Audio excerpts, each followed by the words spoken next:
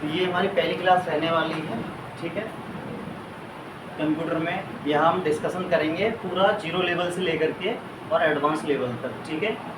So I hope you are looking very well in the board. You have to do only one thing, only focus only and only on board, ठीक है। Beside it, you have not to worry about anything because I am explaining everything from zero level to advanced level. When we are starting computer, then a question is coming in our mind कि what is the means of computer? What is the means of computer? So when we are discussing anything, we have to understand the means, especially the Hindi means of the meanings like computer. There are how many letters in the computer? Who will tell me? कौन बताएगा computer में कितने letter होते हैं? 7 होते हैं, ठीक है। कंप्यूटर को हिंदी में क्या बोलते हैं? संगणक। क्या बोलते हैं? संगणक। एक और इसका नाम होता है संगणक या गणनयंत्र। आप समझते हैं कि कंप्यूटर की फुल फॉर्म क्या होती है? कंप्यूटर की फुल फॉर्म क्या होती है? कौन बताएगा? Common operating multiple purpose used for technology education research. देखो, C4 होता है कॉमन। क्या होता है? C4 होता है कॉमन। 8 लेटर्स होते हैं कंप्यूटर में। कहाँ?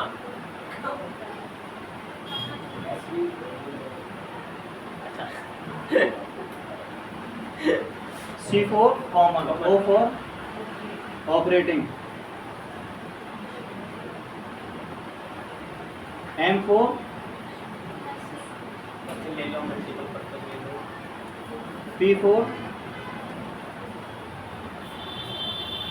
Processing, U4 unit, T4 technology, E4 education भी होता है और इलेक्ट्रॉनिक भी होता है।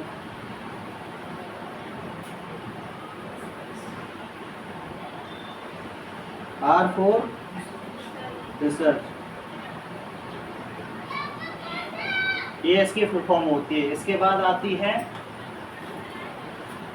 फादर ऑफ कंप्यूटर की बात। तो फादर कौन बताएगा? मिस्टर चार्ल्स बेबेज, ठीक है। अगर बात करें यहाँ पे हम, अगर कोई फादर है तो कोई ना कोई मदर भी रही होगी।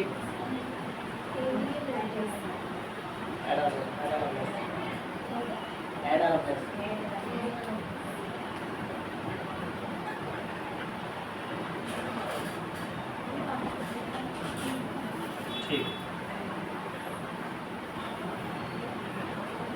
अब देखिए एक चीज बताइए मुझे, ये क्या है? एक आविष्कार ही है ना? क्या है? एक आविष्कार ही है। क्या ये आविष्कार हमारे देश का है या फिर ये फॉरेन कंट्री का है? फॉरेन कंट्री का है। ठीक है। तो कितनी चीज़ें सीखी हमने कि कंप्यूटर में 8 लेटर होते हैं, COMPUTER। हिंदी में इसको संगणक या गणनयंत्र कहते हैं। गणनयंत्र का मतलब होता है एक ऐसा यंत्र जो गणना करता है। गणना यानी कि कैलकुलेशन करता है।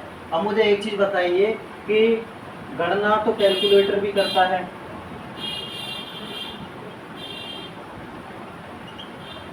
करता है नहीं करता? तो फिर कंप्यूटर की ज़रूरत हमें क्यों पड़ी? किसी भी चीज़ का आविष्कार होता है, उस चीज़ का आविष्कार तब होता है जब उसकी डिमांड होती है, जब उसकी ज़रूरत होती है। ज़रूरत ही नहीं होगी तो किसी चीज़ का आविष्कार क्यों होगा? हमारे पास कंप्यूटर आने से बहुत समय पहले से ही कैलकुलेटर था, तो फिर हमने कंप्यूटर का आविष्कार क्यों किया? तो कैलकुलेटर में खाली कैलकुलेट कर सकते थे ना। कैलकुलेटर जो था ना वो छोटे स्तर पर कैलकुलेशन करता था, जबकि कंप्यूटर पे हम बहुत ही विशाल रूप में बड़े स्तर पर कैलकुलेशन कर सकते हैं।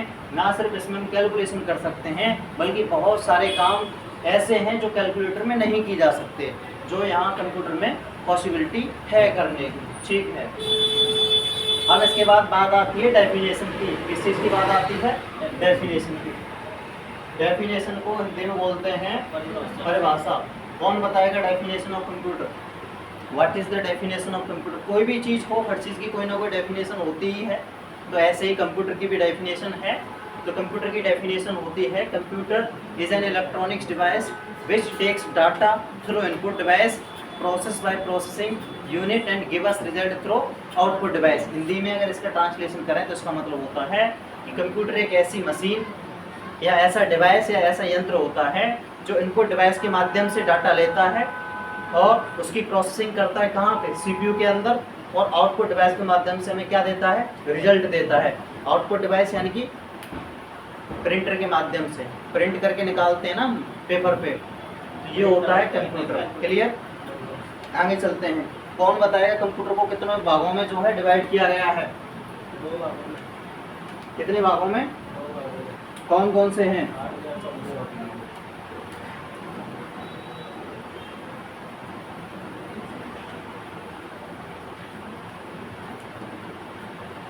आपने बताया कि कंप्यूटर को 2 भागों में बांटा गया है, एक हार्डवेयर है और एक सॉफ्टवेयर है। इनको बांटने की जरूरत क्यों पड़ी? इनको बांटने की जरूरत क्यों पड़ी? तो ये दोनों अलग-अलग चीज़ें हैं। अलग अलग चीज़ें हैं और इनका अलग अलग मतलब है, अलग अलग फील्ड है, इसलिए तो इनका नाम क्लासिफिकेशन समझेंगे, अलग अलग डिफरेंशिएशन। ठीक है, तो सबसे पहले हम बात करते हैं हार्डवेयर की। तो हार्डवेयर की बात करें तो सबसे पहले हार्डवेयर में हम बात करने वाले हैं इसकी डेफिनेशन की। किस चीज़ की बात करने वाले हैं? डेफिनेशन की। तो हार्डवेयर की डेफिनेशन होती है which we can see, feel and touch, that is called hardware. अब इसमें इसके बाद बात करते हैं इसमें एग्जाम्पल्स की। किसकी? एग्जाम्पल्स की। तो एग्जाम्पल्स की बात करें तो इसमें monitor, keyboard, mouse, printer, UPS, CPU, SMPS, speakers, बहुत सारी चीज़ें होती हैं, सारी हार्डवेयर के अंदर आती हैं। अब इसके बाद बात करते हैं इसके टाइप्स की। इसके भी कुछ ना कुछ टाइप्स होते होंगे। तो हार्डवेयर कितने प्रकार का होता है, कौन बताएगा?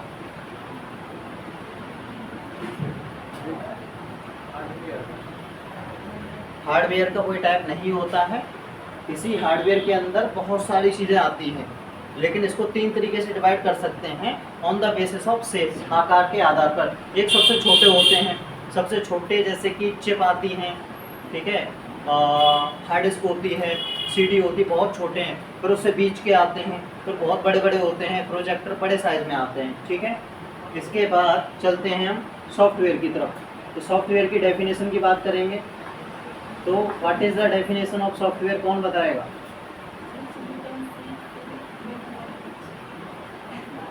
तेज बोलो। हाँ, सॉफ्टवेयर की बात कर रहे हैं हम, विच वी कैन सी, जिसे हम देख सकते हैं और महसूस कर सकते हैं लेकिन छू नहीं सकते, और उसे हम सॉफ्टवेयर कहते हैं। देखो, समझाते हैं और प्रैक्टिकली अच्छे से समझते हैं हार्डवेयर कहते किसे। जैसे इसे हम देख सकते हैं, छू सकते हैं और महसूस कर सकते हैं। एग्जाम्पल में मैंने बताए थे मॉनिटर, कीबोर्ड, माउस वगैरह वगैरह। तो बात करते हैं सीपीयू की। मान लीजिए आप सीपीयू पे काम कर रहे थे, तकरीबन आधे घंटे से काम कर रहे थे, तो आपको पता है कि जैसे हम काम करते हैं तो सीपीयू गर्म हो जाता है। गर्म हो रहा है, पहली बात तो ये हम उसको छू के देख सकते हैं। गर्म हो रहा है तो हमें महसूस होगा कि हाँ भाई गर्म हो रहा है, महसूस हुआ, ठीक है। अब उसको आंखों से देख पाते हैं, बिल्कुल देख पाते हैं। तीसरा क्या होता है, छू सकते हैं, देख सकते हैं और महसूस कर सकते हैं। तो सीपीयू को हम छू भी सकते हैं, महसूस भी कर सकते हैं और देख भी सकते हैं, इसलिए वो क्या है, एक हार्डवेयर है। ऐसे ही अब हम सॉफ्टवेयर की बात कर रहे हैं। तो आप काम करते हैं एमएस पेंट पे, आप काम करते हैं एमएस वर्ड पे, आप काम करते हैं एमएस एक्सेल पे, आप काम करते हैं एमएस पावर पॉइंट पे, आप काम करते हैं टैली पे, आप काम करते हैं टाइपिंग पे। तो ये सॉफ्टवेयर हैं। अप्रूव करते हैं कैसे, तो काम करते हैं तो उसको हम देख पाते हैं अपनी आंखों से, ठीक है। छू सकते हैं, छू नहीं सकते। छुएंगे कैसे, उसके अंदर हाथ डाल के थोड़ी ना छुएंगे, उसको छुआ नहीं जा सकता है, लेकिन महसूस किया जा सकता है। कैसे, जब हम काम करते हैं, मान लीजिए हम कोई शेप बना रहे थे, ठीक, जैसे मान लीजिए हम बना रहे थे घोड़ी, क्या बना रहे थे, घोड़ी की शेप बना रहे थे, तो बाय मिस्टेक गलती से वो गधा बन जाता है, तो फील होगा नहीं होगा, हमें फील होगा, हमें हंसी आएगी, ठीक है। ऐसे ही हम मान लीजिए कोई हम अच्छी चीज़ बना रहे थे, ख़राब चीज़ बन गई तो हमें दुख भी हो सकता है इस जगह पे। तो इसका मतलब क्या है, उसको हम महसूस भी कर पा रहे हैं, इसलिए वो क्या है, सॉफ्टवेयर है। अब बात करते हैं एग्जांपल्स की। तो एग्जांपल्स यही हैं, MS वर्ड है, MS एक्सेल है, MS पावर पॉइंट है, सारी विंडो हैं, सारे कार्ड ड्राइवर हैं। अब बात करते हैं इसके टैब्स की। सॉफ्टवेयर कितने प्रकार का होता है, कौन बताएगा? 3 प्रकार का होता है। कौन कौन सा होता है? देखो, सबसे पहले होता है सिस्टम सॉफ्टवेयर, उसके बाद होता है एप्लीकेशन सॉफ्टवेयर, एप्लीकेशन के बाद होता है यूटिलिटी सॉफ्टवेयर। अब देखो, सिस्टम सॉफ्टवेयर की बात करें डेफिनेशन की, तो these are the software which works run over the system are called system software. Examples में इसमें आती है सारी विंडोज। क्या आती हैं? विंडोज, सारी विंडोज आती हैं। अब विंडोज में अब तक कौन कौन सी विंडो आ चुकी हैं? जैसे कि सबसे पहले XP, विंडो 98, विंडो विस्टा, ठीक है, विंडो 7, विंडो 8, विंडो 10, विंडो 11, यही है ना। अभी अपकमिंग में है विंडो 12 जो अभी नहीं आई है, इन फ्यूचर आने वाली है। और ऐसा सुना जाता है कि जो नागपुर का रहने वाला है डॉली चाय वाला, इसको इसका ब्रांड एम्बेसडर बनाया है। किसको? डॉली चाय वाले को, ठीक है। किसने? बिल गेट्स ने। अब यहाँ चर्चा हो ही रही है, अगर बात आ गई है तो मैं बता देता हूँ, फिर यहाँ पे आप सुन लीजिए। माइक्रोसॉफ्ट कंपनी की भी हम बात कर लेते हैं। तो माइक्रोसॉफ्ट कंपनी दुनिया की सबसे बड़ी, सबसे ज़्यादा शक्तिशाली, सबसे ज़्यादा पैसे वाली और सबसे ज़्यादा कॉस्टली सर्विस प्रोवाइड करने वाली कंपनी है। देखो, कंपनियों के ना 3 रूप होते हैं। एक सबसे छोटी कंपनी होती है जिनको MSME बोलते हैं। क्या बोलते हैं? MSME, MSME। इससे बड़ी कंपनियां आती हैं MCA के अंदर। MCA यानी मिनिस्ट्री ऑफ, MSME का मतलब होता है ministry of small medium and micro small and medium enterprises, government of India के अंदर का पोर्टल होता है। MCA होता है ministry of corporate and affair. अब एक होता है MNC, दुनिया की सबसे बड़ी जो कंपनी होती हैं उनको मल्टीनेशनल कंपनी बोला जाता है। मल्टीनेशनल कंपनी कुछ गिनी चुनी चुनिंदा कंपनियां ही होती हैं, जैसे कि माइक्रोसॉफ्ट एक मल्टीनेशनल कंपनी है। मल्टीनेशनल का मतलब होता है एक ऐसी कंपनी है जो not only USA but also there are several of the countries are working, यानी कई सारे देशों में काम कर रही है। तो अब बात करते हैं माइक्रोसॉफ्ट कंपनी का मालिक कौन है, ओनर कौन है, कौन बताएगा? Who is the owner of Microsoft? Bill Gates. कौन नहीं जानता? ये वो व्यक्ति है जो दुनिया में सबसे अमीर आदमियों में इसकी गिनती रही है। काफ़ी टाइम तक, काफ़ी लंबे अरसे तक इसने टॉप 1 पोजीशन जो है, टॉप 1 पोजीशन के साथ साथ इसने जो है अपनी साख जमाई हुई थी। अभी तो हाल फिलहाल में तो जेफ बेजोस है जो अमेजोन का मालिक है, एलन मस्क है, ये टॉप रिचेस्ट पर्सनैलिटी हैं ऑल ओवर द वर्ल्ड। तो माइक्रोसॉफ्ट कंपनी इन्हीं की है। अब हम माइक्रोसॉफ्ट के बारे में मैं आपको बता क्यों रहा हूँ? बता इसलिए रहा हूँ कि ये जो हम काम करते हैं ना, ये सारे जो फीचर्स हैं, सारे जो सॉफ्टवेयर्स हैं, सारे जो प्रोग्राम्स हैं, वो इसी कंपनी के हैं। जैसे MS वर्ड, MS का मतलब है Microsoft, MS paint, Microsoft paint, ये सारे इन्हीं के हैं, बिल गेट्स के, ठीक है। चलते हैं। तो सिस्टम सॉफ्टवेयर की हम बात कर रहे थे, इसके अंदर window XP 98, Vista 7, 8, 9, 10, 11, in future आने वाली है 12। इसके अलावा अब हम बात करते हैं एप्लीकेशन सॉफ्टवेयर की। अब हमारे सिस्टम में ना विंडो डल गई। विंडो डलने के बाद अब भी हम उस पर कोई काम नहीं कर सकते हैं। कब तक? जब तक कि उसमें एप्लीकेशन सॉफ्टवेयर ना हो। एप्लीकेशन सॉफ्टवेयर के अंदर आते हैं MS पेंट। क्या आते हैं? MS paint, MS word, MS excel, MS power point, इसके अलावा टैली, इसके अलावा टाइपिंग, इसके अलावा और भी बहुत सारी चीज़ें हैं। हम काम कहाँ करते हैं? विंडो पे थोड़ी ना काम करते हैं, अब तो काम इन सॉफ्टवेयर में करते हैं, ठीक है। तो सबसे पहले सिस्टम में ये होना चाहिए, उसके बाद सिस्टम में ये होना चाहिए, उसके बाद जब हम काम करेंगे उन चीज़ों को कहीं सेव तो करेंगे, रिकॉर्ड तो करेंगे। तो रिकॉर्ड कहाँ करेंगे? वो करते हैं हम ड्राइवर में, जैसे कि pen drive, hard disk, CD में करते हैं, इसको कॉम्पैक्ट डिस्क बोलते हैं, ठीक है। ये आते हैं सारे यूटिलिटी सॉफ्टवेयर के अंदर एग्जाम्पल्स। क्लियर हुआ इतना? ठीक है, यहाँ तक किसी का कोई डाउट है?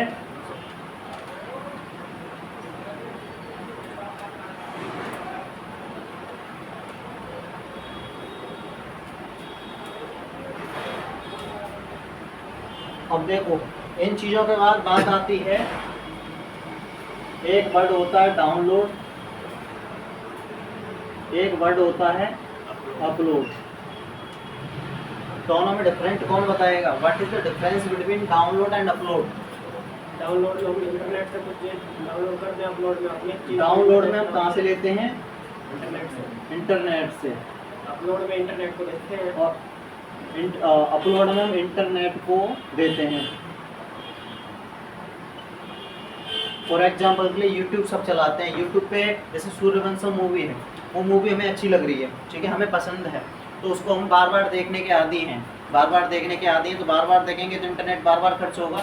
इससे बेहतर ये एक बार उस वीडियो को क्या कर लेते हैं? डाउनलोड कर लेते हैं। डाउनलोड कर लेंगे तो वो हमारे फ़ोन में रहेगी। कितने दिन तक रहेगी? 30 दिन तक रहेगी। उसके बाद ऑटोमेटिक डिलीट हो जाती है। नया फीचर अगर देखोगे तो पुराने फीचर में ये होता था, जब तक हम उसको डिलीट नहीं करेंगे तब तक वो बनी रहती है, ठीक है। अपलोड में क्या होता है? अपलोड में ये होता है, जैसे मैं एक टीचर हूँ, मैं बच्चों को पढ़ाता हूँ, तो मैं वीडियो बना के इंटरनेट पे अपलोड कर दूंगा। क्यों? क्योंकि अभी मैं आपको 10, 15, 20 लोगों को पढ़ा रहा हूँ। इंटरनेट पे अपलोड करेंगे तो उससे क्या होगा? कोई भी व्यक्ति मेरे नाम से, जो भी जिस भी नाम से मेरा चैनल है उसको खोलेगा तो उसको वो वीडियो चैनल पे मिल जाएगी। तो जितने लोग चाहें उतने लोग एक साथ उसको देख सकते हैं। ये अंतर होता है डाउनलोड में और अपलोड में। अपलोड में हम अपना कंटेंट इंटरनेट को देते हैं और डाउनलोड में इंटरनेट से कंटेंट हम अपने पास लेते हैं। क्लियर? ठीक है।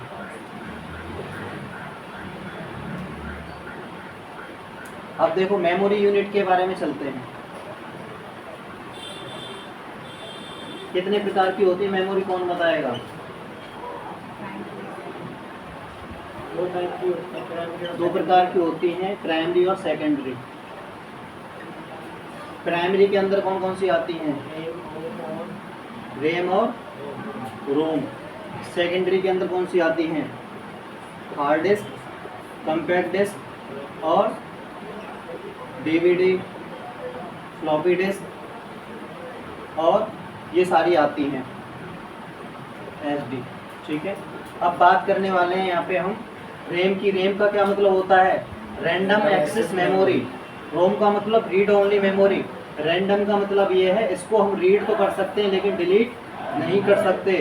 रीड ओनली मेमोरी का मतलब इसको सिर्फ रीड कर सकते हैं, इसको डिलीट नहीं कर सकते, इसको हम डिलीट कर सकते हैं। क्लियर हुआ? रैम मतलब रैंडम एक्सेस मेमोरी है, रैंडम है मतलब कैजुअली है, आप डिलीट कर सकते हो लेकिन रोम को डिलीट नहीं कर सकते। इसके नाम में ही आ रहा रीड ओनली मेमोरी, जिसको सिर्फ हम पढ़ सकते हैं, मिटा नहीं सकते हैं। क्लियर? इनके टाइप्स, HD मतलब हार्ड डिस्क, CD मतलब कॉम्पैक्ट डिस्क, DVD मतलब डिजिटल वीडियो डिस्क, FD मतलब फ्लॉपी डिस्क, SD का मतलब कौन बताएगा? SD SD का मतलब होता है सुपर डिस्क, ठीक है। क्लियर हुआ? चलो आगे चलते हैं। अब देखो इनके भी टाइप्स होते हैं। जैसे हम बात कर रहे हैं रैम का तो कोई टाइप्स नहीं होता है, लेकिन रोम के होते हैं 4। कितने होते हैं? 4। सबसे पहले रोम का रोम ही होता है, रीड ओनली मेमोरी। एक होता है प्रोम, PROM, programmable read only memory. एक होता है EPROM, EPROM, erasable programmable read only memory. एक होता है EEPROM, EEPROM, electrical erasable programmable read only memory, ठीक है। इनको अगर आप बार बार याद करोगे ना, पढ़ोगे तो याद हो जाते, कोई बड़ी बात नहीं है।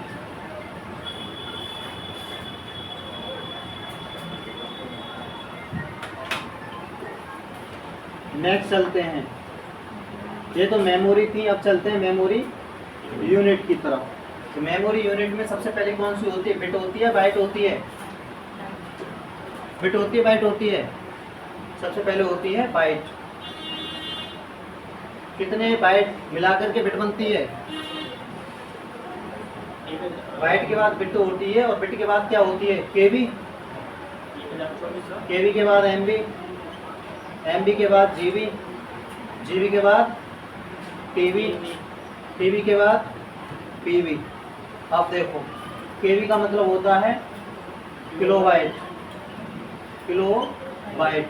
एमबी का मतलब होता है मेगाबाइट, मेगाबाइट, ठीक है। जीबी का मतलब होता है गीगाबाइट, गीगाबाइट, ठीक है।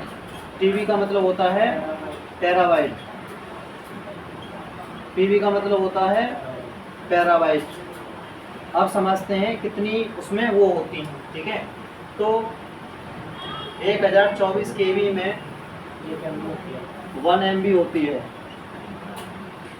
1024 MB में 1 GB होती है, ठीक है। और 1024 GB में 1 TB होती है, 1024 TB में 1 PB होती है। क्लियर? ये वही MB केवी हैं जो हम इंटरनेट में यूज करते हैं। क्लियर? ठीक है, कितने बाइट होती है सर? तो देख लेना लो उसमें शायद 8 बिट में 1 बिट होता है। 8 बाइट में 1 बिट होता है।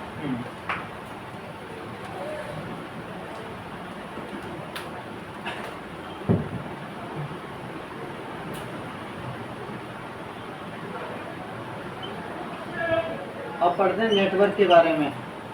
नेटवर्क होते हैं 3 तरीके के। कितने तरीके के? 3। एक होता है लैन, एक होता है वैन, एक होता है मैन। लैन का मतलब होता है local area network, local area network. इसका मतलब क्या होता है? इसका मतलब ये है जैसे एक ही ऑफिस के अंदर अंदर वायरिंग हुई है, ये इंटरनेट वाला है, वाईफाई वाला, जैसे ये वायर पड़ी हुई है ना, तो हमारे यहाँ पे लैन है। लैन मतलब कि लोकल एरिया नेटवर्क है। क्या है? लोकल एरिया नेटवर्क है। अब वैन समझते हैं। वैन क्या होता है?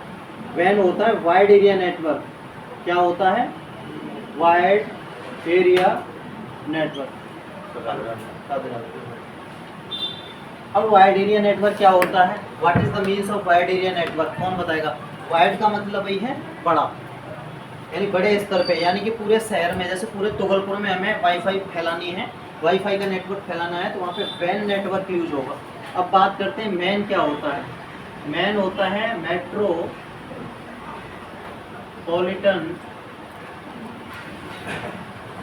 Area network.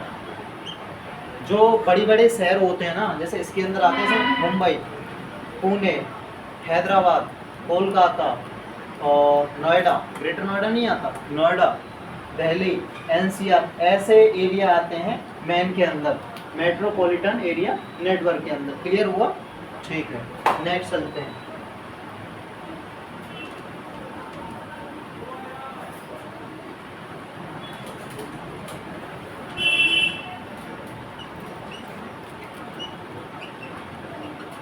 इंटरनेट की बात करते हैं। What is the Hindi means of internet? कौन बताएगा?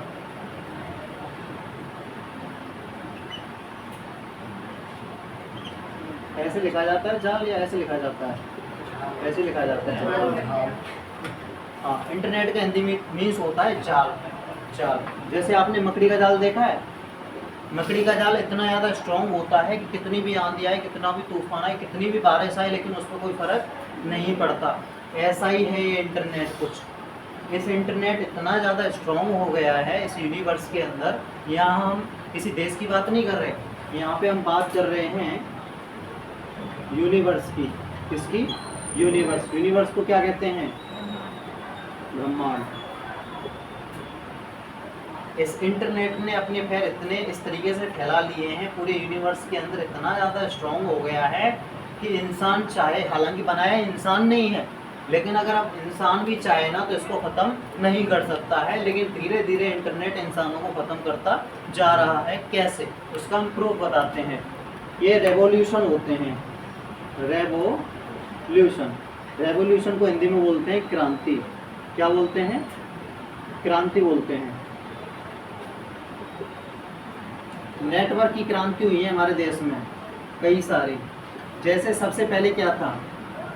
2G नेटवर्क था, 2G के बाद 3G आया, 3G के बाद 4G आया और 4G के बाद अब 5G आ गया है।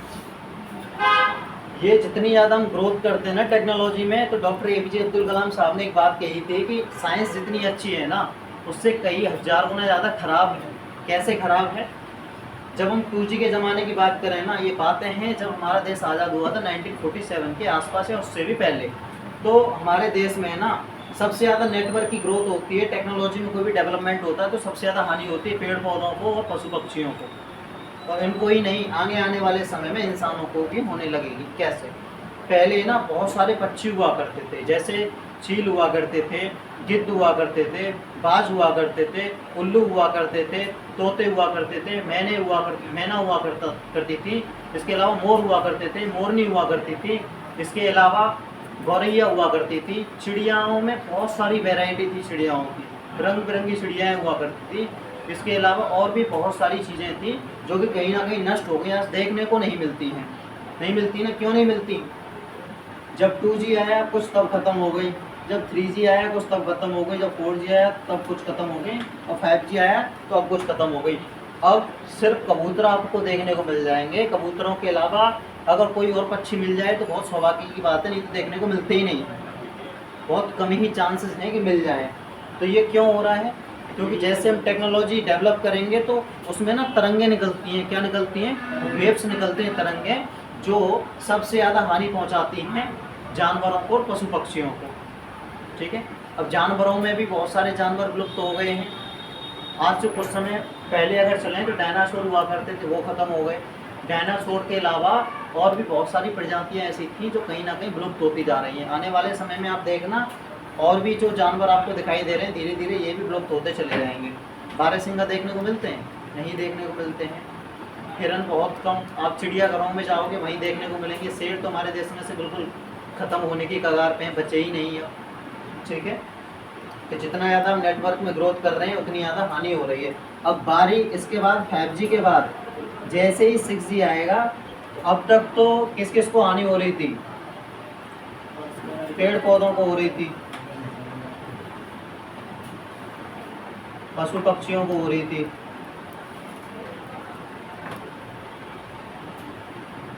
जानवरों को हो रही थी, प्रकृति को हो रही थी। अब बारी है मनुष्य की। आप देखना क्या शुरुआत हो चुकी है, कैसे हो चुकी है। मतलब कंप्यूटर पढ़ने से मतलब ये नहीं है कि आपने मतलब नोट्स लिखे, टेस्ट पेपर दिया, प्रैक्टिकल सीखे, सर्टिफिकेट लिया, मार्कशीट लिया और अब चले गए। नहीं, आपका ये भी एक उत्तरदायित्व बनता है कि जो चीज़ें हमारे लाइफ को हानि पहुंचा रही है उसके बारे में भी हमें जो है अवेयर रहना चाहिए। कैसे? देखो, पहले अचानक से हार्ट अटैक आया करते थे? नहीं आया करते थे, लेकिन आज इतने ज़्यादा क्यों आ रहे हैं? ये सब की वजह है टेक्नोलॉजी। टेक्नोलॉजी जितनी ज़्यादा ग्रो होगी इंसानियत उतनी ही ज़्यादा ख़त्म होगी। ठीक है, तो अब बारी मनुष्य की है। देखो कैसे इंसान नाचते नाचते हार्ट अटैक से मर जाता है, खाते खाते मर रहा है, सोते सोते सो ही जा रहा है। ठीक है, क्यों हो रहा है? ये इसकी वजह से हो रहा है। तो यहाँ पे टिप्स क्या है इससे बचने की? भाई कोई भी चीज़ अगर हमें हानि पहुँचा रही है ना, तो उससे बचने के कुछ उपाय होते हैं। क्या होते हैं? उपाय होते हैं, और वो मैं उपाय आपको बताने वाला हूँ। तो सबसे पहला उपाय ये है, आपके हिसाब से क्या उपाय हो सकते हैं? कौन बताएगा? लॉजिक तो आप ही लगा सकते हैं। देखो, सबसे पहला तो ये है कि ये जो हमारा स्मार्टफोन है ना, जिसको हम सबसे ज़्यादा अपने करीब रखते हैं, उसको जितना हो सके हम उतना दूर रखना चाहिए। कैसे? जब आपको उसकी ज़रूरत हो उसको हमें ज़रूरत के हिसाब से यूज़ करना चाहिए। जितने भी हमारे साइंटिस्ट हुए हैं ना, जैसे सर आइजैक न्यूटन हो, थॉमस अल्वा एडिसन हो, मेंडलीव हो, अरस्तु हो, इसके अलावा जेम्स चैडविक हो, रदरफोर्ड हो, सीवी रमन हो, जितने भी साइंटिस्ट हुए हैं सब लोगों ने हमसे एक बात कही है, ये जो साइंस है ना, इस साइंस का हमें अपनी जो है आवश्यकताओं के लिए यूज़ करना चाहिए। किसके लिए करना चाहिए? आवश्यकताओं के लिए। लेकिन हम लोग आवश्यकताओं का यूज़ ना करके हम लोग यूज़ कर रहे हैं इसको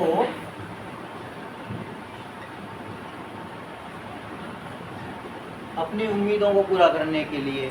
यानी कि जैसे मान लीजिए स्मार्टफोन हम क्यों लेते हैं, स्मार्टफोन लेने का सबसे मेन जो मोटो होता है मेरे बेहाव से वो ये होता है कि सिर्फ एक दूसरे से बात करना। जबकि एक दूसरे से बात तो अब हम लोग इतनी करते ही कहाँ हैं, मोस्टली तो सोशल मीडिया पे बिजी रहते हैं, जो कि नहीं रहना चाहिए। स्मार्टफोन बना इसलिए था कि उससे कुछ फ़ायदा हो सके, लेकिन फ़ायदे के चक्कर में हम अपना नुकसान कर रहे हैं। तो सबसे पहला उपाय ये है कि जितनी आवश्यकता है आवश्यकता मुताबिक ये हमें अपने करीब रखना चाहिए। जैसे एक दिन में 24 घंटे होते हैं, 24 घंटे में से अगर 4 घंटे इसको अपने पास रखते हो तो ये आपको नुकसान नहीं पहुंचाएगा। लेकिन 4 घंटे से ज़्यादा समय अगर आप इसको साथ में रखते हो, साथ में रखने का मतलब ये है कि आप इसको अपनी त्वचा से लगा के रखते हो। त्वचा मतलब समझ रहे हो, अपने शरीर से इसको दूर रखना है। जैसे आप फ़ोन को यहाँ रख दो, ये आपको लॉस नहीं पहुँचाएगा, लेकिन यहाँ रखोगे, जेब में रखोगे, कहीं भी रखोगे तो वो आपको नुकसान पहुँचाएगा। क्यों पहुँचाएगा? इसके अंदर से ब्लू रेज निकलती हैं, नीली कलर की रेज, किरणें निकलती हैं, वेव्स निकलती हैं, वो हमें नुकसान पहुंचाती हैं। लोग बोलते हैं ना, जैसे हमारे घर वाले बोलते हैं कि ज़्यादा फ़ोन मत चलाया कर, आँख ख़राब हो जाएंगी। आँख ख़राब क्यों हो जाएंगी? क्योंकि उसमें से रेज निकलते हैं। वो रेज हमारी आँखों में जो भाग होता है रेटिना, इसको सबसे ज़्यादा प्रभावित करता है। उससे हमारा कॉर्निया ख़राब हो जाता है। तो दूर रखना है। संडे वाले दिन तो इसको बिल्कुल ही यूज़ ना करें तो बेहतर ही होगा, क्योंकि अगर एक दिन हम इस फ़ोन का यूज़ नहीं करेंगे तो कुछ होने वाला नहीं है। लेकिन आप कर सकते हैं। ऐसा है, किसी चीज़ की आदत लग जाती है ना तो इतनी आसानी से दूर नहीं होती है, लेकिन अगर कोशिश की जाए तो बुरी से बुरी आदत भी छूट सकती है, उसे छुटकारा पाया जा सकता है। संडे वाले दिन ही होता है ये। और सबसे मेन बात यहाँ पे ये है सोशल मीडिया, उस पर अलग से बताता हूँ मैं। इतना क्लियर हुआ? इतना क्लियर हुआ? ठीक है।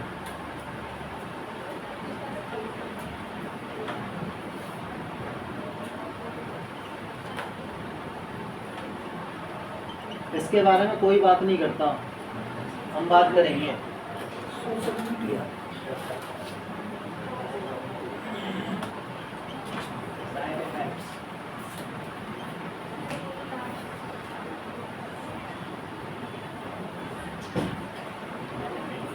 इसके दोनों ही पहलुओं के बारे में हम चर्चा करने वाले हैं, क्योंकि हर सिक्के के दो ही पहलू होते हैं, दो से ज़्यादा तो होते ही नहीं हैं। सबसे पहले बात करेंगे हम साइड इफ़ेक्ट्स की, इससे क्या क्या नुकसान हमें जो है हो सकता है। कौन बताएगा?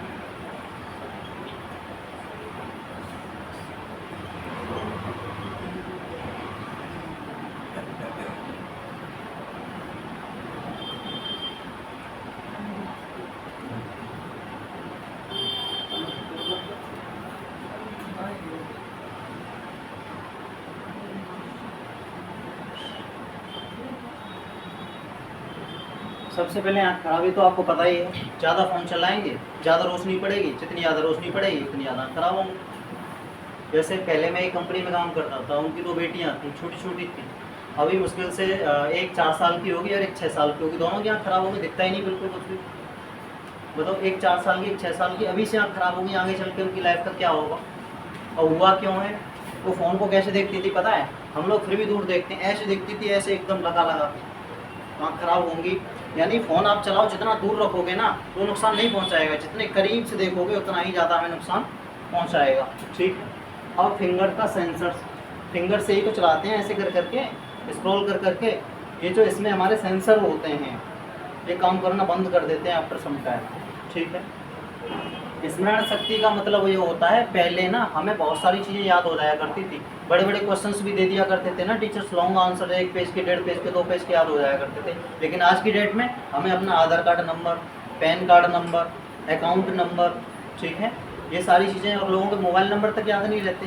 मोबाइल नंबर ज़्यादा याद नहीं रहते, गिने चुने नंबर याद रहेंगे, मम्मी पापा का, भाई बहन का, किसी किसी को तो अपने घर वालों के भी सारे नंबर याद नहीं होंगे।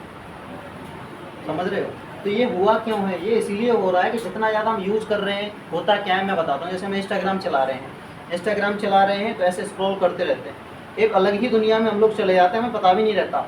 यानी मान लीजिए मैं पढ़ाई कर रहा था, मैंने सोचा 5 मिनट के लिए ना फ़ोन चला लेता हूँ, मेरा माइंड फ्रेश हो जाएगा। वो माइंड फ्रेश नहीं होता, वो ब्रेन वॉश होता है। कैसे होता है? एक रील देखेंगे, फिर ऑटोमेटिक उंगली चल जाएगी दूसरे में फिर तीसरी, फिर चौथी, फिर पाँचवीं, छठी, सातवीं, पता नहीं चलेगा कब घंटों बीत जाएंगे। ये होता है, ये फैक्ट है। अब अंधभक्ति का मतलब ये है, सोशल मीडिया पे 90% जो चीज़ें हैं ना वो फेक आती हैं। आप मानो या ना मानो, आपको पता भी है। मनगढ़ंत बना देते हैं। शहीद कपूर ख़त्म हो गया, उसकी अंतिम संस्कार हो रहा है, अमिताभ बच्चन चले गए, ऐसे ही लोग कुछ भी फ़ोटो लगा के और कुछ भी लिख देते हैं कि अंधभक्ति है, और लोग मान भी लेते हैं। मान कैसे लेते हैं? मैंने देखा है, कोई पोस्ट है उसको देखो शेयर करने वाली के में है, लाखों में है, मिलियन में शेयर भी कर देते हैं लोग बिना देखे सोचे समझे। यानी किसी भी चीज़ को ना लाइक करना, शेयर करना, कमेंट करना इतनी आसानी से नहीं करना चाहिए। पहले इसको जांचना चाहिए, समझना चाहिए, परखना चाहिए, तब शेयर करना चाहिए। तो 90% चीज़ें फेक हैं, और फेक के चलते क्या है, हम लोग अंधभक्त हो जाते हैं, उसी चीज़ को मान लेते हैं, जबकि वो नहीं मानना चाहिए। कुछ भी दिख रहा है ना, कोई आपसे ये कहे रात को दिन कहलवाए, तो रात को दिन तब तक मत कहो जब तक आपका लॉजिक ना बोले। अगर आपका लॉजिक कह रहा है कि हाँ यार रात नहीं दिन है, तो उसको दिन कहो। क्लियर? ब्रेन वॉश ये होता है। ब्रेन वॉश सबसे बुरी बीमारी है। कैंसर, टीबी, मलेरिया, डायबिटीज़, इसके अलावा एडस, चिकनगुनिया, कोरोना, ये कुछ बीमारी नहीं है। सबसे बड़ी बीमारी अगर कोई है ना आज पीरियड में, तो ब्रेन वॉश है। किसी भी व्यक्ति का ब्रेन वॉश कर दिया जाए ना, कैसे मैं बताता हूँ। जैसे कुछ समय पहले एक मूवी आई थी कश्मीर फाइल्स, देखी थी? चलो मैं बताता हूँ उसमें क्या होता है कि लड़कियों का ब्रेन वॉश कर दिया जाता है। ब्रेन वॉश मतलब बिल्कुल ब्लैंक, खाली करके उसमें नए सिरे से कुछ अपनी चीज़ें डाली जाती हैं। कश्मीर फाइल में क्या होता है, हिंदू लड़कियां होती हैं, हिंदू लड़कियों को कुछ मुस्लिम लड़कियां होती हैं, वो उनका दिमाग ब्रेन वॉश करके इस्लाम कबूल करवा लेती हैं। क्या करवा लेती हैं? इस्लाम कबूल करवा लेती हैं। फिर उनके आचरण जो है ना, हिंदू ना रह के मुस्लिम हो जाते हैं, फिर उनका मिसयूज़ किया जाता है, जो सबसे ज़्यादा हमारे देश में देखने को मिल रहा है। तो ये होता है ब्रेन वॉश। तो ब्रेन वॉश भी होता है किससे? सोशल मीडिया से। तो इसलिए हमें इसका यूज़ नहीं करना चाहिए। और भी बहुत सारी चीज़ें हैं, गलत आदतें हमें लग जाती हैं, और एक बार कोई गलत आदत लग जाए फिर वो छूटती नहीं है। जैसे कि रील देखने की आदत, ये भी बुरी आदत ही है। रील देखने के बाद हमारे मन में जो उल्टी सीधी चीज़ें आती हैं, हरकतें आती हैं करने को, वो भी क्या है, गलत ही है। तो इसलिए हमें सोशल मीडिया का यूज़ बहुत कम करना चाहिए। अब फ़ायदे क्या क्या हैं, फ़ायदे भी बता देता हूँ मैं आपको। सबसे अच्छा फ़ायदा ये है कि आप इसको पढ़ाई के मकसद से यूज़ कर सकते हो, लेकिन लोग नहीं करते हैं। पढ़ाई के मकसद में ये है कि दुनिया के जो टॉप टीचर्स हैं ना, सिर्फ हमारे भारत के ही नहीं बल्कि वर्ल्ड लेवल के टीचर से आप पढ़ सकते हैं फ्री में। कुछ टीचर्स ऐसे हैं जिन्होंने अपना पेड रखा हुआ है, कुछ पैसे दे के भी पढ़ सकते हो। यानी कि अब इंग्लैंड के टीचर से पढ़ने के लिए इंग्लैंड जाने की ज़रूरत नहीं है, आप अपने घर से ही, आप अपने रूम से ही पढ़ सकते हैं। बहुत सारी वीडियोस पड़ी हुई हैं, लाखों में नहीं, करोड़ों, अरबों, खरबों में। आपकी पूरी लाइफ बीत जाएगी, लेकिन इतनी नॉलेज पड़ी हुई है यूट्यूब के ऊपर। यूट्यूब को छोड़ो, गूगल की बात करते हैं। गूगल पे विकिपीडिया बनाई हुई है जो काफ़ी पुरानी है। विकिपीडिया एक ऐसी चीज़ है, ऐसा कोई सा क्वेश्चन नहीं है दुनिया का जो विकिपीडिया पे अवेलेबल ना हो गूगल पे। वहाँ पे जाके आप सर्च कर सकते हैं, लेकिन नहीं, आपके दिमाग में अगर किसी क्वेश्चन का आंसर नहीं आता ना, तो आप क्या सोचते हैं, छोड़ो, उसको स्किप कर देते हैं। जबकि तुरंत आपको गूगल करके जो है उसके बारे में पढ़ लेना चाहिए। इससे हमारी जो कैचिंग पावर होती है ना, वो अच्छी होती है, मजबूत होती है। अब इसके अलावा और क्या यूज़ कर सकते हैं इसको?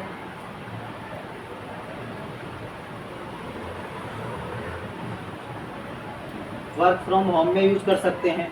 बहुत सारी कंपनियां, बड़ी बड़ी कंपनियां ऐसी हैं जिन्होंने वर्क फ्रॉम होम के वो निकाले हुए प्रोग्राम्स, यहाँ पे इनके साथ जुड़ के आप जो है काम कर सकते हैं। इसके अलावा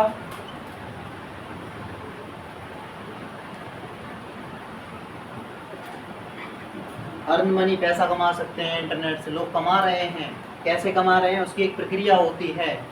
यूट्यूब से अगर कमाने हैं तो यूट्यूब मोनेटाइज होना चाहिए, इंस्टाग्राम की सारी शर्तें वो फुलफिल होनी चाहिए, फेसबुक से भी कमाया जा सकता है, गूगल से भी कमाया जा सकता है, ब्लॉगिंग से भी कमाया जा सकता है। बहुत सारे तरीके हैं, लेकिन तरीके आते नहीं हैं लोगों को। और इन तरीकों को ना सबसे अच्छी बात यह है कि फ्री में सीखा भी जा सकता है, लेकिन नहीं सीखते हैं। यूट्यूब पे क्या चीज़ अवेलेबल नहीं है। अगर आपको कुकिंग नहीं आती तो कुकिंग सीख सकते हो, अगर आपको डांस करना नहीं आता तो डांस करना सीख सकते हो, अगर आपको सिंगिंग नहीं आता तो सिंगिंग सीख सकते हो, अगर आपको स्पीच देना नहीं आता तो स्पीच देना सीख सकते हो, अगर आपको लोगों के सामने बोलने में डर लगता है, हेजिटेशन दूर करनी है तो वो दूर हो सकती है। अगर आपको अच्छा एक पॉलिटिशियन बनना है तो पॉलिटिशियन बनना सिखाते हैं लोग, अगर आपको एक इंजीनियर बनना है तो उसकी टिप्स देते हैं लोग, अगर आपको डॉक्टर बनना है तो डॉक्टर की टिप्स देते हैं लोग, अगर आपको नर्स बनना है तो बता देंगे, पायलट बनना हो, कुछ भी बनना हो, XYZ सारी चीज़ें अवेलेबल हैं। लेकिन नहीं, हम अच्छी चीज़ें नहीं देखेंगे। मैं आपसे बार बार बोलता रहता हूँ कि आप सिर्फ कोचिंग में आते हो तो यहीं पे मत पढ़ा करो, आप घर पे जाके यूट्यूब पे वीडियो देखा करो। कैसे, जैसे मान लीजिए यहाँ पे MS पेंट चल रहा है, आप क्या करते हैं, मेरे भरोसे रहते हो। किसी के भरोसे नहीं रहना चाहिए। मैं जो पढ़ा रहा हूँ वो तो पढ़ा ही रहा हूँ, इसके साथ साथ अगर आप घर से पढ़ के आओगे ना तो आप ज़्यादा नॉलेज ले पाओगे। मान लीजिए मैंने आपको 10 रिज्यूम बनवाए और अच्छे अच्छे रिज्यूम आपको बनाना सीखना है तो 10 रिज्यूम आप अपने यूट्यूब से भी तो देख के आ सकते हैं, उसकी डिज़ाइन डाउनलोड करके लेके आ सकते हैं, वो आके बनाओ। हो सकता नहीं हो सकता, क्यों नहीं हो सकता, लेकिन आप नहीं करते हैं। अगर आपको एक्स्ट्रा सीखना है ना, देखो मैं एक एग्जांपल से आपको बताता हूँ। जब आप लोग पढ़ते थे, एक क्लास में 50 बच्चे होते थे, लेकिन 50 में से टॉपर कितने होते थे? टॉपर तो एक ही होता है। मॉनिटर कितने होते थे? 1 या 2, और ज़्यादातर बच्चे एवरेज ही होते थे। तो ये टॉपर होते क्यों हैं? टॉपर इसलिए होते हैं कि वो सिर्फ टीचर पर डिपेंडेंट नहीं रहते। टीचर को तो सिर्फ एक मार्गदर्शक के रूप में देखते हैं, वो समय समय पर उनको गाइड करता जाता है, बाकी नॉलेज को खुद से कलेक्ट करते हैं। फॉर एग्जांपल के लिए, जैसे मान लीजिए आपको नोट्स लिखाए हैं, इन नोट्स के अलावा भी ना गूगल पे बहुत सारे नोट्स अवेलेबल हैं। अब तो AI का ज़माना चल रहा है, AI पे कोई भी क्वेश्चन पूछो, एक क्वेश्चन छोटा सा पूछो, इतना बड़ा आंसर देती है वो, पढ़ के आओ आप, लेकिन नहीं पढ़ते हैं। मार्केट में और भी किताबें अवेलेबल हैं इस चीज़ से रिलेटेड, जहाँ से आप और ज़्यादा नॉलेज कलेक्ट कर सकते हैं। जितनी ज़्यादा नॉलेज आपके पास होगी ना, उतना ही ज़्यादा अच्छा होता है। क्लियर हुआ? इसके अलावा इसका यूज़ हम कर सकते हैं रिसर्च करने के लिए। क्या करने के लिए? रिसर्च करने के लिए। इसके अलावा और भी बहुत सारी चीज़ें हैं। फॉर एग्जांपल के लिए, जैसे बड़े बड़े बिजनेसमैन हैं, एलन मस्क है, जेफ बेजोस है, बिल गेट्स है, मुकेश अंबानी हैं, गौतम अडानी हैं, रतन टाटा जी हैं, बिरला हैं। इनके अलावा और भी बहुत बड़े बड़े बिजनेसमैन हैं, जैसे तिलक मेहता है। इनके बारे में आप पढ़ सकते हो घर बैठे। इनके बारे में अगर आपको जानना है ना, कुछ नहीं करना, गूगल करो, बंदे का नाम डालो, सारी इन्फॉर्मेशन खुल के आ जाती है। और गूगल पर, इंटरनेट पे उसी व्यक्ति के बारे में खुल करके आता है जिसने अपनी लाइफ में कुछ ना कुछ ऐसा किया है जो सब लोगों से क्या है, हटके है, अलग है। उन्हीं के बारे में इन्फॉर्मेशन आती है। कभी आप अपना नाम डाल के देखना, और नाम डाल के देखना तो आपके बारे में नहीं आएगी। आपके नाम से जो और व्यक्ति ऑलरेडी फेमस हैं, उन्होंने अपने फील्ड में कुछ किया हुआ है, उन व्यक्तियों के बारे में इन्फॉर्मेशन खुल के आ जाती है। ठीक है, एक मैं आपको वर्क फ्रॉम होम दे रहा हूँ।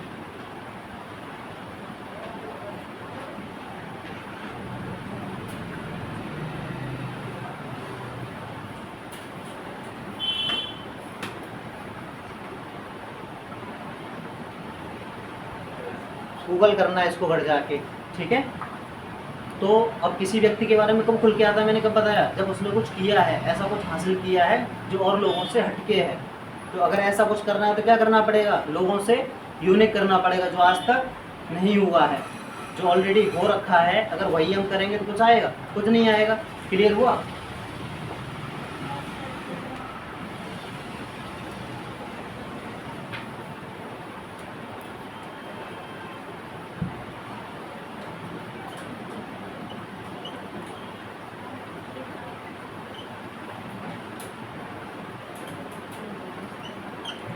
पूछो एक एक करके किस किस के क्या क्या डाउट है। विष्णु। Question number 16।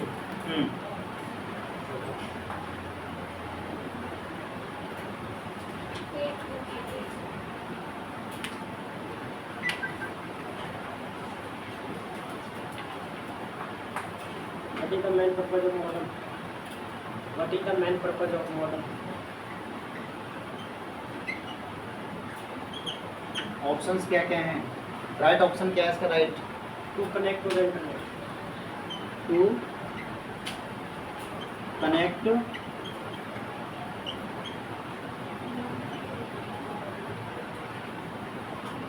देखो मॉडम क्या होता है, यहाँ पे मॉडम लगा नहीं है, मैं आपको दिखा देता।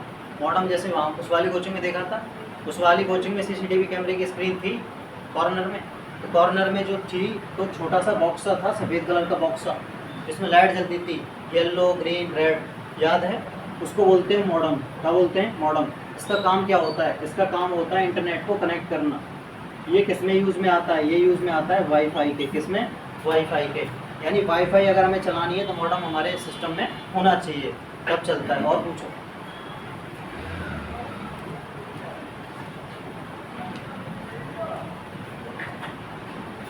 क्वेश्चन नंबर 20 पूछो। नीचे हमको पढ़ने के लिए क्रिकेट का high level programming language, high level programming language क्या है उसका? सी। देखो ये सी होता क्या है बताते हैं। देखो जैसे लैंग्वेज होती है ना, हिंदी है, इंग्लिश है, उर्दू है, फारसी है, मलयालम है, तेलुगु है, कन्नड़ है, उड़िया है, मैथिली है, मोजली है, भोजपुरी है, संस्कृत है, ब्रजभाषा है, अवधी है, खड़ी बोली है। ऐसे ही ये इंसानों की लैंग्वेज है, ऐसे ही कंप्यूटर की भी लैंग्वेज होती है। कंप्यूटर की लैंग्वेज होती हैं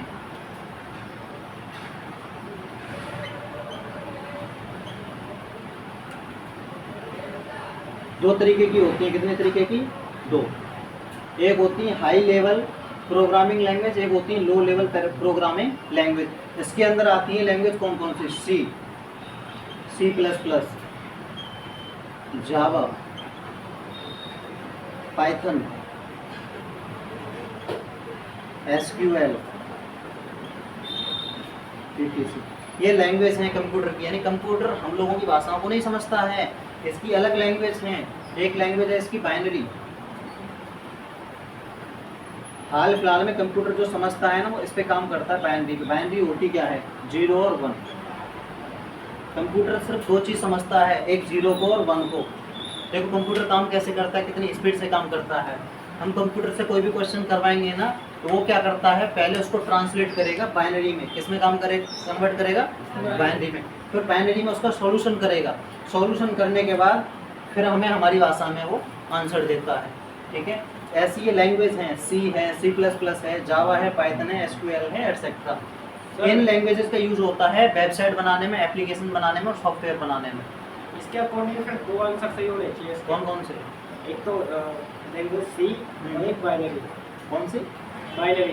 बाइनरी दोनों होने चाहिए, क्योंकि बाइनरी उसमें ऑप्शन में है, ऑप्शन। तो फिर दोनों होंगे, सी भी होगा और बाइनरी भी होगा। क्लियर? नेक्स्ट पूछो। लेकिन सर सी की कोई फुल फॉर्म है या सी की कोई फुल फॉर्म नहीं है, सी खुद ही में एक फुल फॉर्म ही है, सी है। गूगल पे सी को दिखा लेगा, सी प्लस प्लस लैंग्वेज दिखा रहा है, लेकिन सी लैंग्वेज शो नहीं कर रहा है। C plus plus advance level की है, सी बेसिक लेवल की लैंग्वेज है, इसी की छोटी बहन है। नेक्स्ट पूछो। दो ही डाउट्स है सर। हाँ, तो और पूछो। और किसका डाउट्स है? साक्षी? उसका डाउट तो नहीं है, लेकिन एक बार साक्षी क्वेश्चन डाउट पूछो। अब तक जितने भी क्वेश्चंस डाउट्स हों तुम्हारे सब्जेक्ट शुरू से लेके अब तक। डाटाबेस वाला सर, इस टाइप ऑफ सॉफ्टवेयर है use to manage database. DBMS होता है एक database management system. Data base management system. ये क्या करता है, हमारा जो डाटा होता है ना, इसके बेस का, बेस यानी आधार के मैनेजमेंट को देखता है और एक सिस्टम में बना के रखता है, उसको जोड़े रखता है। ये होता है डीबीएमएस। नेक्स्ट, डाटाबेस होता क्या है? डाटा होता है ये जो हमारे जितने भी वो होते हैं ना डाटा, यानी कि एक्सेल का वर्क है पूरा, एमएस वर्ड का है, एमएस पेंट का है, इसको हम डाटा बोलते हैं कंप्यूटर की भाषा में। जो हम जानते हैं वही नॉर्मल डाटा है, बस वही है, ये कोई अलग नहीं है, उसी को डाटा कहते हैं। नेक्स्ट पूछो।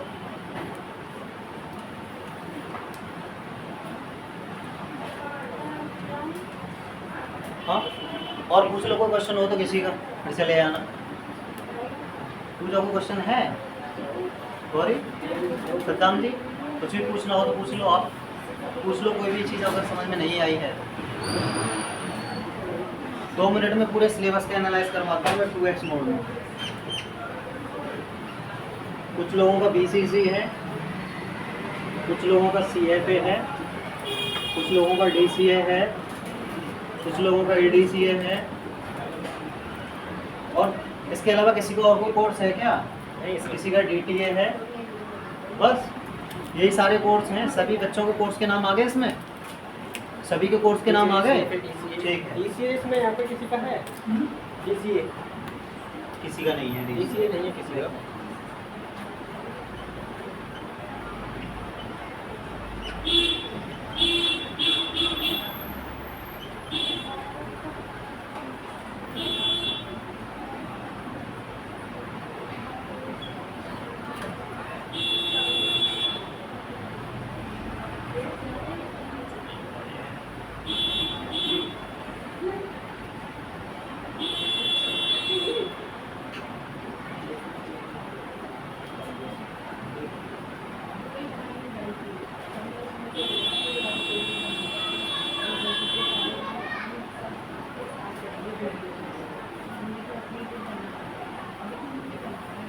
और कुछ बचा?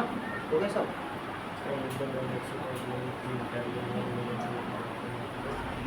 हो गया सर। देखो पेंट के बारे में बताता हूँ। पेंट में होता है पेंटिंग का काम। पेंटिंग में जितना देखो क्या क्या काम आता है इसके अंदर। प्रिंटिंग प्रेस का सारा काम आ जाता है। विजिटिंग कार्ड बनाना हो, स्टिकर बनाना हो, कैनोपी बनानी हो, स्टैंडी बनानी हो, सर्टिफिकेट की डिज़ाइन, मार्कशीट की डिज़ाइन, ID कार्ड, ठीक है। इसके अलावा फ्लैक्स बनाने हो, बैनर बनाने हो, इसके अलावा कोई भी स्टैंडी बनानी हो, इसके अलावा घड़ी की डिज़ाइन बनानी हो, सिस्टम बनाने हो, घर बनाना हो, सीनरी बनानी हो, ये सारी चीज़ें इसके अंदर आ जाती है। किसके अंदर? पेंट के अंदर। और वर्ड के अंदर क्या बनाते हैं? वर्ड के अंदर आता है सारा टाइपिंग का काम। रिज्यूम बनाने हो, कोई भी लेटर लिखना हो, एप्लीकेशन लिखना हो, नोट्स बनाने हो, सारे काम होते हैं वर्ड के अंदर। एक्सेल के अंदर क्या होता है? एक्सेल के अंदर होता है डाटा एंट्री का सारा काम। इसमें सैलरी शीट बनानी हो, मार्कशीट बनानी हो, प्रोडक्ट रिपोर्ट बनानी हो, फीस रिपोर्ट बनानी हो, अटेंडेंस शीट बनानी हो, इनवॉइस बनाना हो। इसके अलावा जितने भी फॉर्मूले होते हैं, सम का, मैक्सिमम का, मिनिमम का, डिवीजन का, एवरेज का, सम एफ का, काउंट एफ का, एवरेज एफ का, इसके अलावा बिल्लू कप का, हुल्लू कप का, PMT का, नाव का, डे का, टू डे का, ठीक है। इसके अलावा अपर का, लोअर का, प्रॉपर का, इसके अलावा वीक डे, वीक नाम, लेन का और लेफ्ट का, राइट का, ये सारे फॉर्मूले आते हैं किसके अंदर? एक्सेल के अंदर। पाइवट टेबल बनानी हो, पाइवट चार्ट बनाना हो, एक्सेल से रिलेटेड अगर आप इंटरव्यू देने के लिए आते हैं तो 3-4 क्वेश्चन करते हैं। एक्सेल में बिल्लू का फॉर्मूला, PMT फॉर्मूला, कितनी रो होती हैं, कितने सेल होते हैं, कितने कॉलम होते हैं, 6 क्वेश्चन। क्लियर? रो कितनी होती है कौन बताएगा? 10,48,576। कॉलम कितने होते हैं? 16,384। सेल कितने होते हैं? 17,17,98,69,184। याद कर लेना, ठीक है। पावर पॉइंट में क्या होता है? पावर पॉइंट में बनती है प्रेजेंटेशन की फाइल। कहाँ यूज होती हैं? कहीं भी प्रोजेक्ट में हमें प्रेजेंटेशन देनी हो, स्पेशली इसका यूज़ कौन करता है? जो बिजनेस वाले लोग होते हैं, ठीक है। इसमें PPT फाइल बनती है, वीडियो एडिटिंग भी इसी में होती है। इसमें क्या होता है? कोई भी प्रेजेंटेशन बनाई, उसमें हम गाना लगा सकते हैं, उसमें वीडियो की क्लिप लगा सकते हैं और उसको बना करके उसको प्रीव्यू करके देख लेते हैं, ठीक है। टैली में क्या होता है? टैली सबसे ज़्यादा महत्वपूर्ण है आज के समय में, और आने वाले समय में इसका महत्व ज़्यादा बढ़ने वाला है। टैली एक ऐसा सॉफ्टवेयर है जो हर डिपार्टमेंट में यूज किया जा रहा है, चाहे वो एजुकेशन डिपार्टमेंट हो, मेडिकल हो, क्लिनिक हो, हॉस्पिटल हो, CA लोग हों, सब लोग इसका यूज़ करते हैं, ठीक है। टैली में होता क्या है? बैंकिंग का सारा काम इसी पे होता है। बैंक वाले जितने भी लोग होते हैं ना, उनके सिस्टम में सिर्फ एक ही सॉफ्टवेयर यूज होता है, वो होती है टैली। बैंक में क्या काम होता है? 2-3 काम होते हैं, या तो पैसा जमा करने जाते हैं या पैसा निकालने जाते हैं। और छोटी बैंक बड़ी बैंक से पैसा लेती है, या फिर बड़ी बैंक छोटी बैंक को पैसा देती है, बस। Bank to bank, cash to bank, bank to cash. Contra में होता है, कॉन्ट्रा वाउचर में शॉर्टकट की क्या होती है? F4। F5 में क्या होता है? Payment voucher. लोगों को पेमेंट कराना हो, F5 में कराएंगे। F6 में क्या होता है? पैसा रिसीव करते हैं, रिसीव वाउचर। F7 में क्या होता है? कितना पैसा आ रहा है और कितना पैसा जा रहा है, उसका रिकॉर्ड रखते हैं, स्टॉक जनरल बोलते हैं उसको, जनरल वाउचर के नाम से भी जाना जाता है। F8 में क्या होता है? जितना भी सेल्स का काम होता है, चीज़ें हम सेल करेंगे उसका बिल बनाएंगे, F8 में होगा। F9 में क्या होता है? F9 में परचेज का सारा काम होता है। इसके अलावा क्या बचती है? GST कितने प्रकार की होती है? 4-5 तरीके की होती है। CGST जो सेंट्रल गवर्नमेंट लगाती है, SGST जो स्टेट गवर्नमेंट लगाती है, IGST जो दोनों मिलकर लगाते हैं, एक TGST होती है TGST यानी टेरिटरी यानी केंद्र शासित प्रदेश लगाते हैं। क्लियर, यही है 4 ही। इसके अलावा टैक्स और हैं इसमें, जैसे एक TCS टैक्स होता है, tax collected at source, TDS tax होता है, टैक्स डिडक्शन एट सोर्स, और कौन सा टैक्स बचा है, CST होता है, कस्टम सेल्स टैक्स। ये सारे टैक्स जो गवर्नमेंट ऑफ इंडिया ने GST आने से पहले ख़त्म कर दिए हैं, उनकी जगह पे सिर्फ अब कौन सा यूज़ हो रहा है, GST, इसलिए उनको नहीं बताते हैं। अगर आप लोग कहेंगे तो उसको भी बता देंगे। टैली में एक चीज़ और है जो मैंने आप लोगों को नहीं बताई है, पेरोल, हो सकता है बता दी हो। पेरोल से पे स्लिप बनती है, ठीक है। अब ईमेल में क्या होता है, ईमेल में ईमेल करते हैं, यानी कम्युनिकेशन का जो प्रोफेशनल माध्यम होता है ना, प्रोफेशनली, वो डायरेक्ट किसी को कॉल करना नहीं होता या व्हाट्सएप पे चैट करना नहीं होता, प्रोफेशनली होता है ईमेल करना, ठीक है। ईमेल करना आता ही है आपको। एक साथ कितने लोगों को ईमेल कर सकते हैं, जितने चाहो उतने। इंटरनेट में क्या होता है, ऑनलाइन फॉर्म भरना, रिजल्ट चेक करना, एडमिट कार्ड डाउनलोड करना, खसरा खतौनी देखना, ठीक है। इसके अलावा पैन कार्ड, आधार कार्ड, आय, मूल, जाति, ये सारे ऑनलाइन करना, ये सारे काम होते हैं। FIR करना ऑनलाइन, सब इंटरनेट के अंदर आती हैं। वर्ड पैड में क्या होता है, वर्ड पैड एक डायरी की तरह होता है, इसमें हम वर्ड जो हैं नोट डाउन कर सकते हैं। नोट पैड में छोटी छोटी चीज़ें नोट कर सकते हैं। वर्ड पैड और नोट पैड में डिफरेंस ये बिल्कुल नॉर्मल है, ये थोड़ा सा एडवांस है। इसमें हम डिजाइनिंग और पेंट भी कर सकते हैं। क्लियर, पूरी क्लास हो गई, पूरा समराइज हो गया, कुछ नहीं बचा। तो जो कुछ भी बचा है वो आप पूछ लेना बाद में, ठीक है।